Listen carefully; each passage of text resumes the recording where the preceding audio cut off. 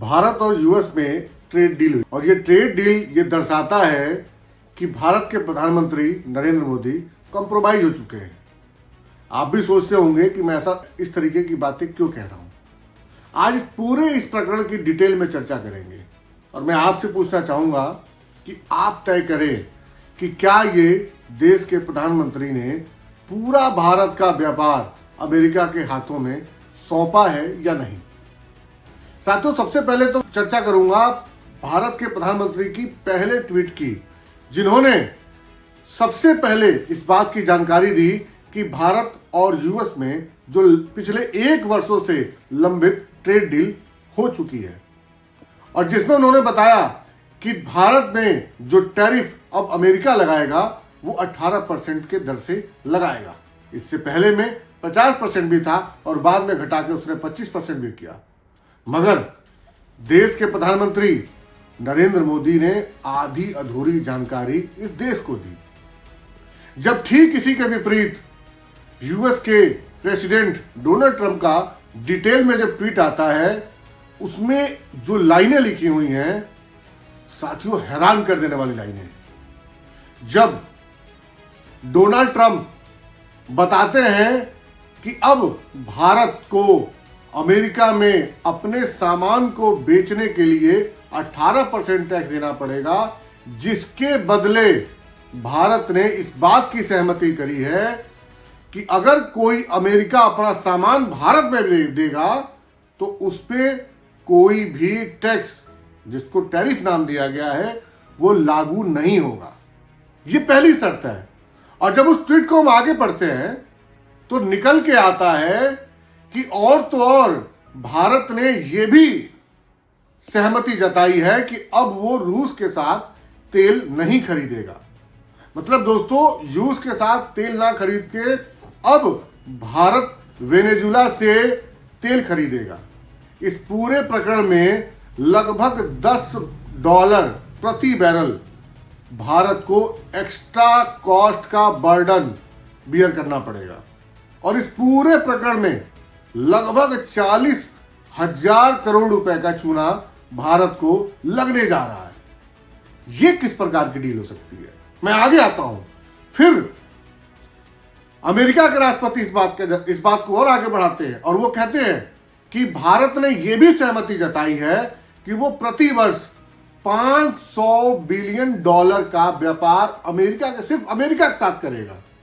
और साथियों, इससे ज्यादा हैरानी की बात यह है कि भारत पूरे साल में जो इंपोर्ट करता है, मतलब बाहर अन्य देशों से जो सामान लेता है, वो कुल लगभग $900 बिलियन है। अगर $900 बिलियन में से $500 मिलियन सिर्फ अमेरिका से लिया जाएगा तो आप सोचिए दोस्तों, किस देश में अमेरिका का राज चलेगा। हमने एक ख्वाहिश पाली थी कि हम मेक इन इंडिया को सक्सेस करेंगे, हमारे प्रोडक्ट्स मेक इन इंडिया होंगे और हम पूरे विश्व पे राज करेंगे। आज देश में मेक इन अमेरिका को सक्सेस करने के लिए एक साइन करी गई है, डेथ वारंट साइन करी गई है और ये और कोई नहीं, हमारे देश के प्रधानमंत्री नरेंद्र मोदी ने साइन करी है। और इसके बाद भी भारतीय जनता पार्टी के उन तमाम सांसद, तमाम उनके नेता उनको माला पहना के इस बात की बधाई देते हैं। साथियों, सवाल कई सारे निकल के आते हैं कि ये माला जो पहनाई जा रही है, क्या देश की बर्बादी का माला पहनाया जा रहा है? ये जो माला पहनाया जा रहा है वो भारत के व्यापार को अमेरिका के हाथों बेचने के लिए माला पहनाया जा रहा है। ये जो माला पहनाया जा रहा है, क्या भारत के उन किसानों के पीठ में जो खंजर घोंपा जा रहा है, क्या ये उसका जश्न मनाया जा रहा है? और फिर मैं उस ट्वीट को और आगे बताते चलूं तो आपको ये अंदेशा होगा कि उस ट्वीट में ये बताते हैं कि अब भारत रक्षा सौदे में, आईटी के सेक्टर में और कृषि के सेक्टर में अमेरिका से व्यापार करेगा।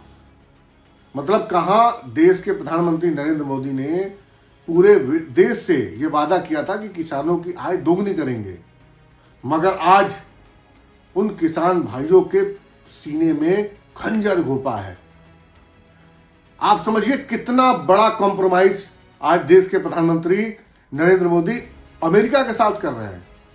अब मैं कुछ समय पहले जाता हूं, जब भारत और पाकिस्तान के बीच सर्जिकल स्ट्राइक चल रही थी। अमेरिका सीज फायर की घोषणा करता है, जबकि भारत से पहले।